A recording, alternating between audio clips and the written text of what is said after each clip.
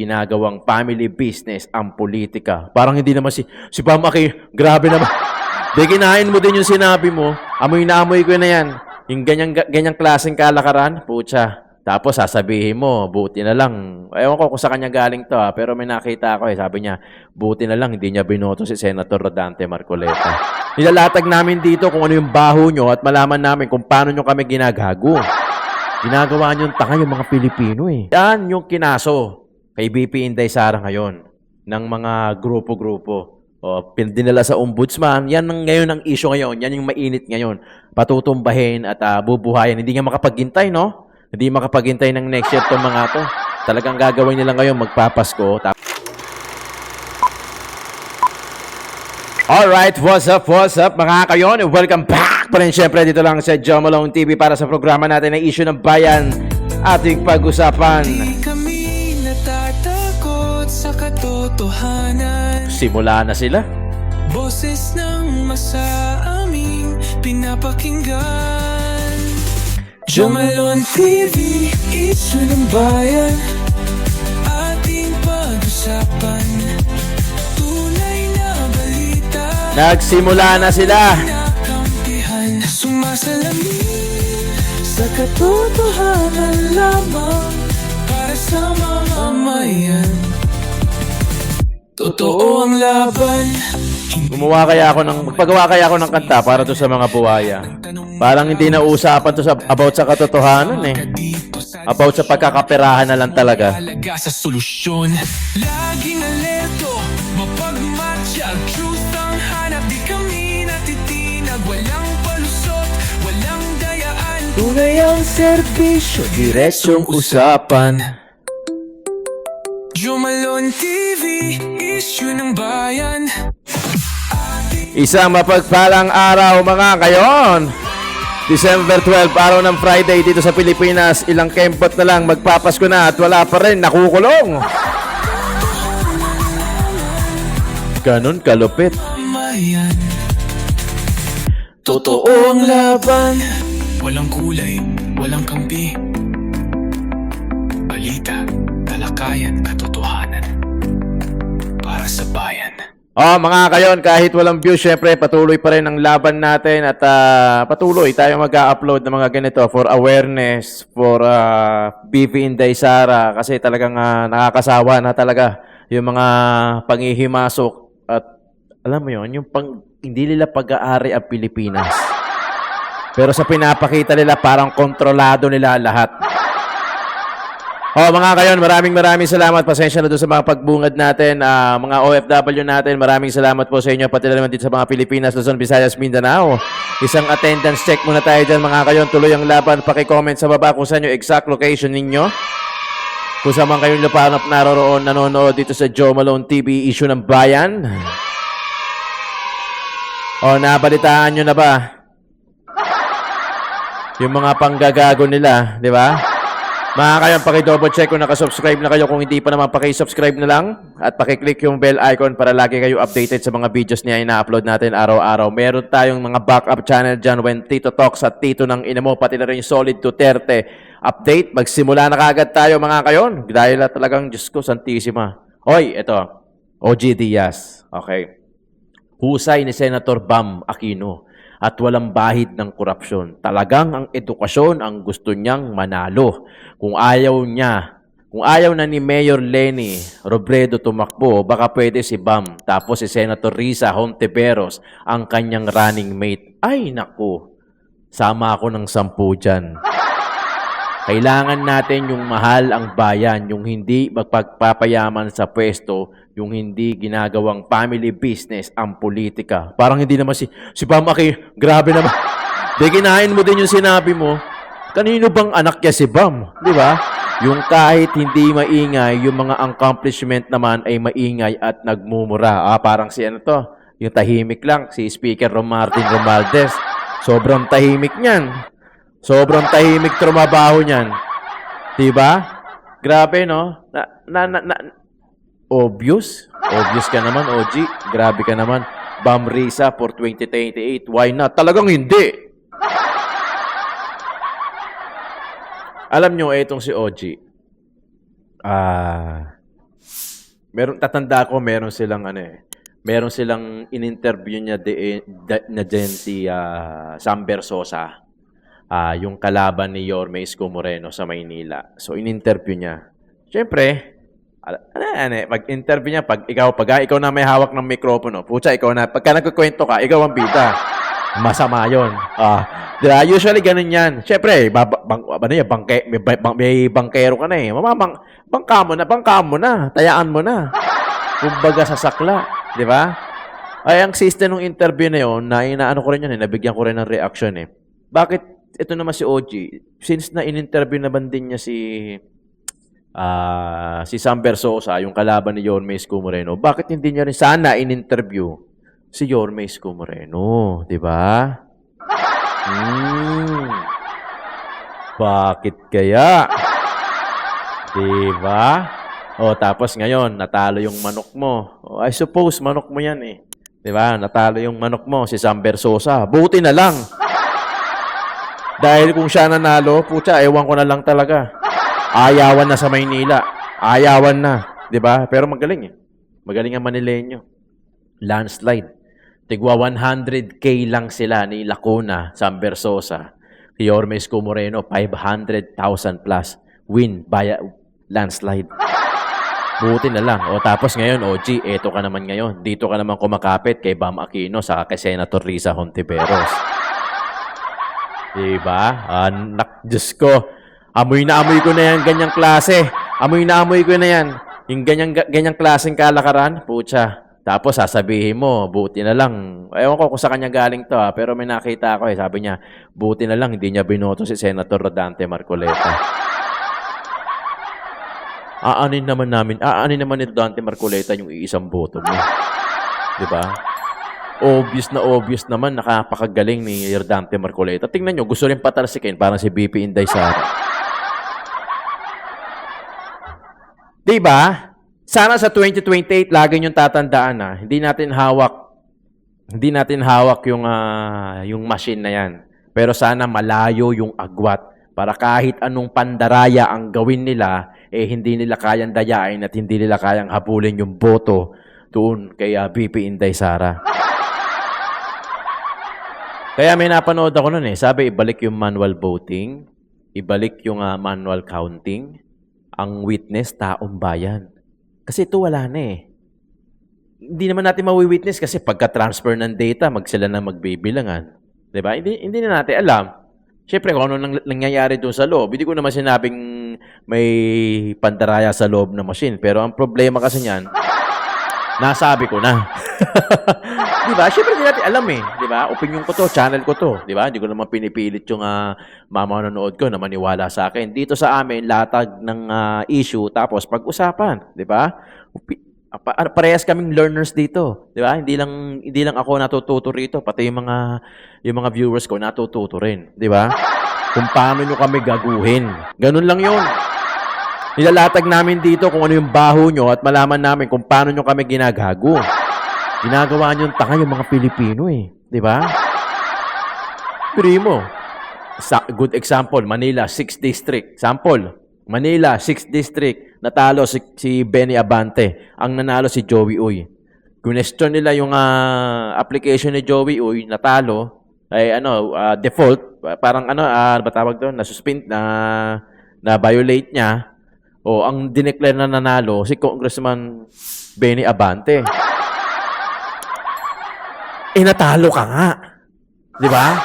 Natalo ka nga. Hindi ka nga pinili ng Manila 6 districts tapos ikaw pa rin yung nanalo by default. Puta, anong klaseng gaguhan? Di ba? Alam nyo, ito yung pinaka-worst sa lahat. Hindi ako active doon sa PAS. Pero, syempre, aware naman ako. Pero ito na yung pinaka-worst. Yung Marcos administration. Yung 60 billion, hindi na ibalik sa PhilHealth. Yung mga billion, trillion na perang ninakaw, wala na. Yung flood control, lumalabo na sa sabaw ng pusit.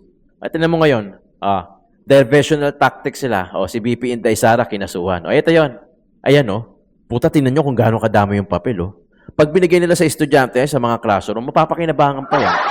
Tingnan mo kung gaano kadami yung papel. Di ba? Grabe oh. Yan yung kinaso kay BP Inday Sara ngayon ng mga grupo-grupo. O, dinala sa ombudsman. Yan ang ngayon ang issue ngayon. Yan yung mainit ngayon. Patutumbahin at bubuhayin. Hindi nga makapaghintay, no? Hindi makapaghintay ng next year itong mga to. Talagang gagawin nila ngayon magpapasko. Tapos February, kakasuhan nila si BP Inday. Logically, ewan ko kung mag-guess nyo to. Flood control, billion, trillion. Pero ito, ang ini-issue pa rin nila yung confidential fund na 125 million. Pero yung billion, saka yung trillion na ninakaw, wala. Diba? Kinokontrol nila Ito, mind conditioning to. Diba? Kakasuhan nila si BP Inday Sara. Sige, banat ng banat. Sabi ko nga sa inyo, ang termino ko nga dyan, diba? Bubugbugin, padadapain, patatalsikin, hanggang sa maglupaypay, hanggang sa maging baldado si BP Inday Sara metaphor yun Hindi yung literal na bugbog Google Pin 'di ba? Hanggang sa hindi na mapakinabangan si BP Inday Sara next year para next year 2026. Alam niyo malapit na to. Malapit na to. Kita niyo yung December, sobrang bilis. December 12 na kagad. Halos hindi ko maramdaman.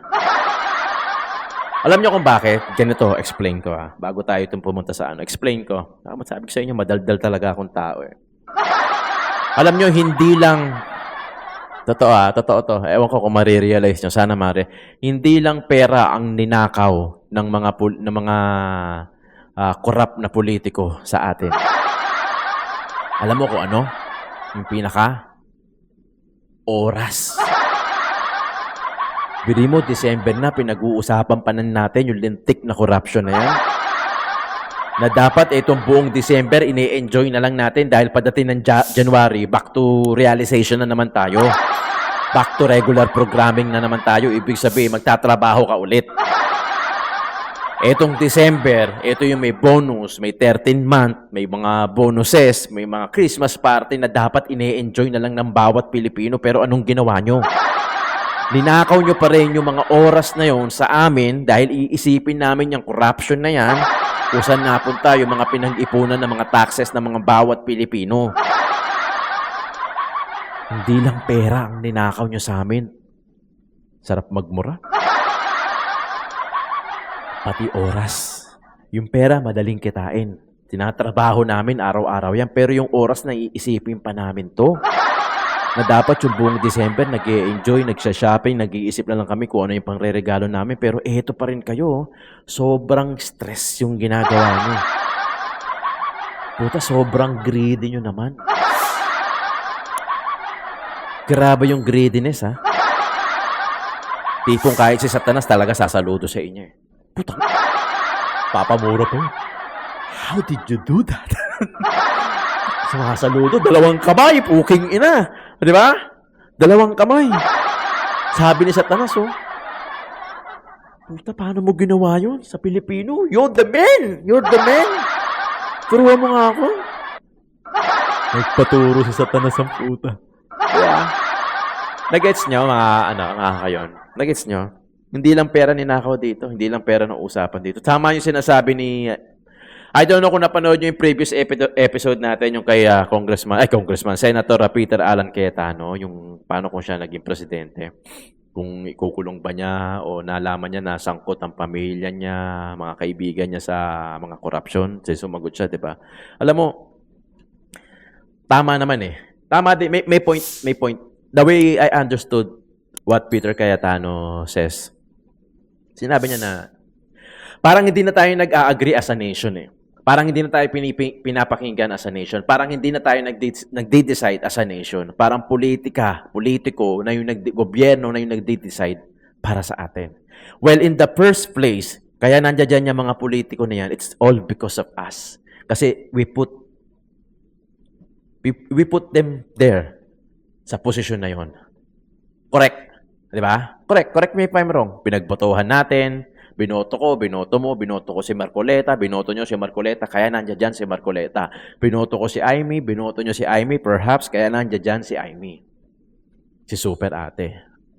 I mean, dapat we decide as a nation. Hindi lang porket sila ang gobyerno, sila na. The way they took former President Rodrigo Roa Duterte to the Hague. Sila na mismo nag-decide. Di ba? Anong sinabi? Dapat sa Philippine Court, hindi ipinag-stay na sa Villamor, tapos biglang sinakay sa aeroplano. That's kidnapping. Literally, tol. Mga kayon. Kidnapping yon. Dapat dito yan. Kung meron kang kaso, payag ka, tatay mo, dito nagkakaso, dadali sa ICC. Regardless kung hindi na politiko eh. I-common sense na lang natin. Common sense na lang. Payag ka ba na ang kaibigan, tatay mo, iimbestigahan sa ibang bansa? Pero nandito yung batas natin. Di ba? Pero pinilit nilang gawin yon. Dahil goal nila yon. Talagang ayaw talaga nilang paupuin si B. Pare, pag hindi nyo pa nag-gesto, putya, ewan ko na lang talaga. Lalo-lalo na yung mga bobong vlogger sa kabila. Di ba? Na ipinagtatanggol pa si Bongbong.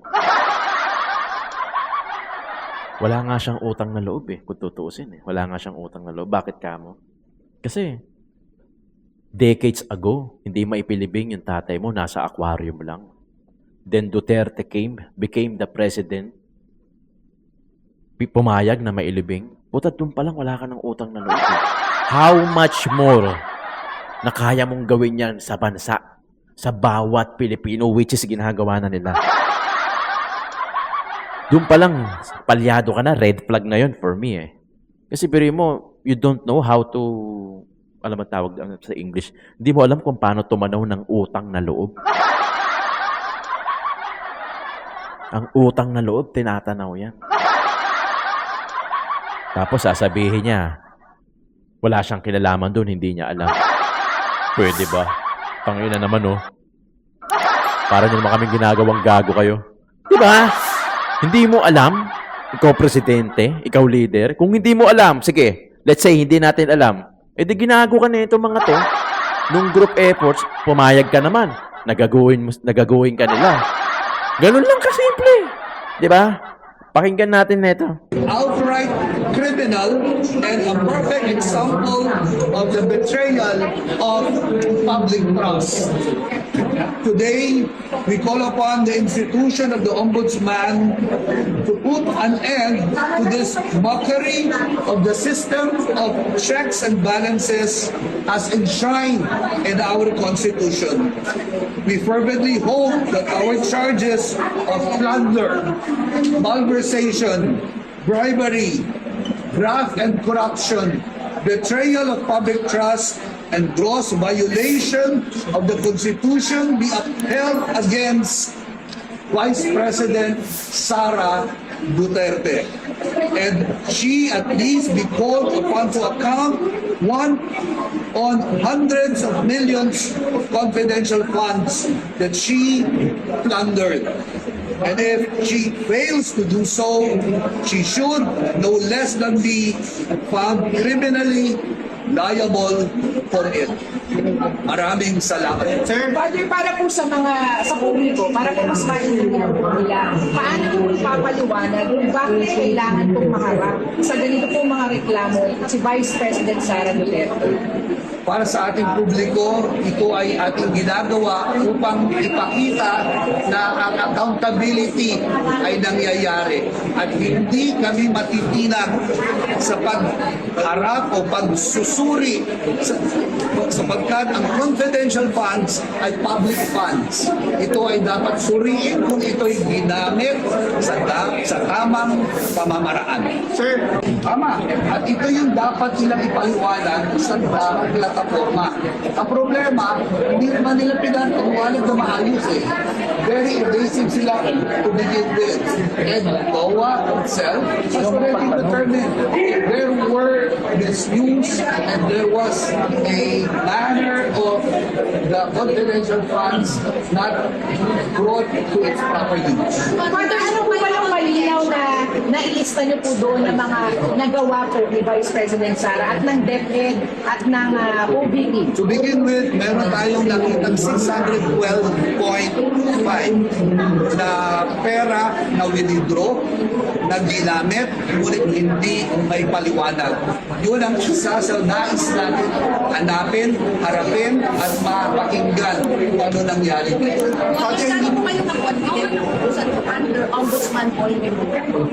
With the prayer, with the facts that we have presented and have assigned our signatures, we pray that this will be heeded and pupusan ang kaso upang mapanagot kung dapat ipanagutin. Kung walang tinatago si Sara Duterte, umarap siya.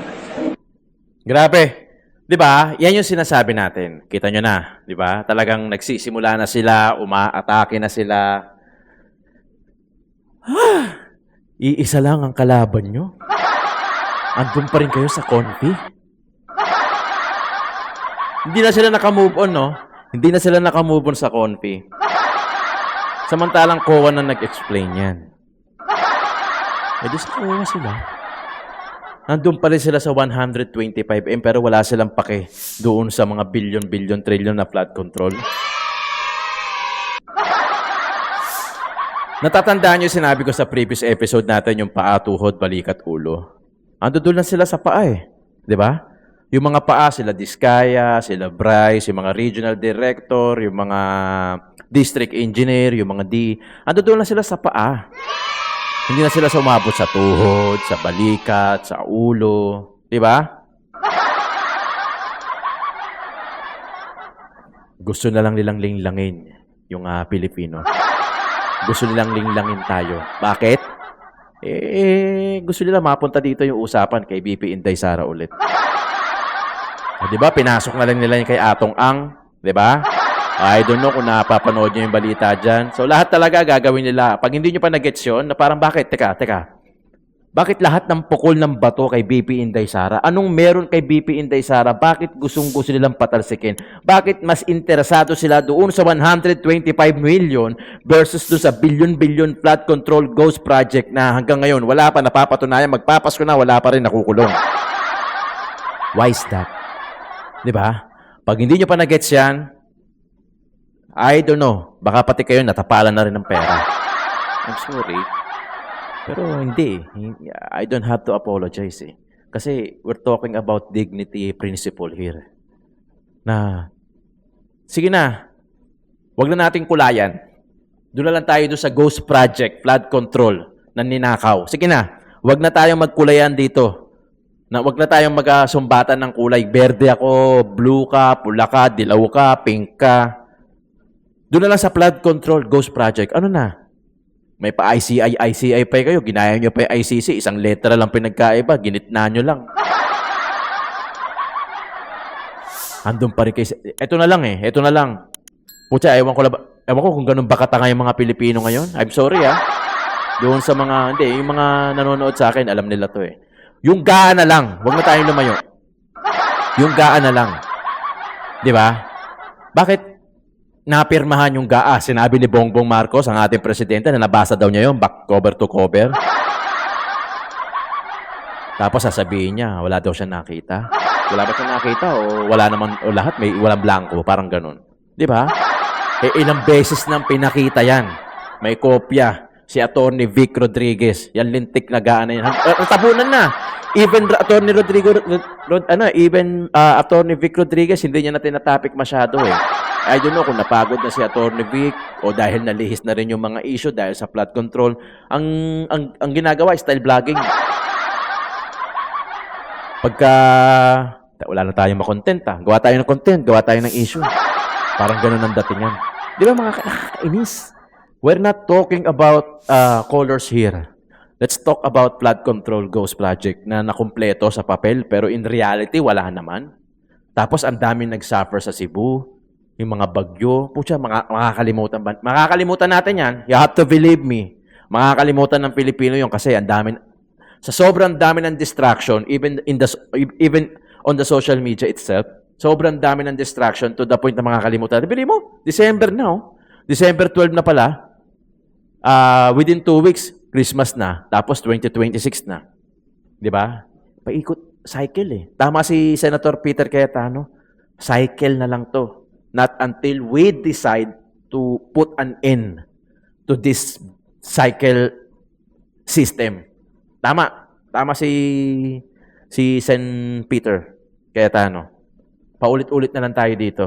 Not unless tayo mismo ang tutuldok dito. Pag hindi natin ginawa to, pasensya na, wala na. Kakamatayan lang natin to. In fact, mamamana pa to ng mga anak nyo. At mamamana pa to ng mga apo nyo. Yung anak ng mga anak nyo. Same cycle of systematic na hindi natin alam kung sino ba talaga ang nasa likod ng gobyerno ng Pilipinas. Maraming salamat, Joe Malone TV, Issue ng Bayan, ating pag-usapan.